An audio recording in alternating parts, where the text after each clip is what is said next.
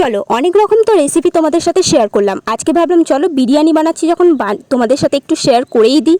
এই যে আজকের বিরিয়ানিটার নাম দিয়েছি দিদি বোন বিরিয়ানি। তার কারণ আজকে দিদি আর আমি দুজন মিলে সহযোগিতায় বিরিয়ানিটা বানিয়েছি। প্রথমে চালটাকে ভালো করে ভিজিয়ে রেখেছিলাম, তারপরে ভাতটাকে বসিয়ে দিয়েছিলাম, একটুখানি সাদা তেল দিয়েছিলাম যাতে ঝরঝরে ব্যাপারটা থাকে, আর 50% কুক করেছিলাম।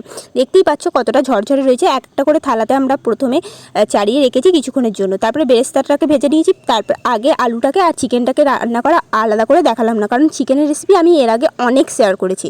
এরপরে প্রথমে চিকেন দিলাম, কারণ ধরে যাওয়ার অনেক সময় ভয় থাকে। এরপরে দিয়ে দিলাম আবার ভাত, তারপরে আবার আলুগুলো দিলাম, একটু বেরেস্তা দিলাম, তারপরে আবার লেয়ারিং করলাম, তারপরে ডিম, আবার একটু মাংস দিয়ে, তারপরে আবার বিরিয়ানি মশলা দিলাম, কেওড়া জল, মিঠা আতর, আর দিয়েছিলাম গোলাপ জল।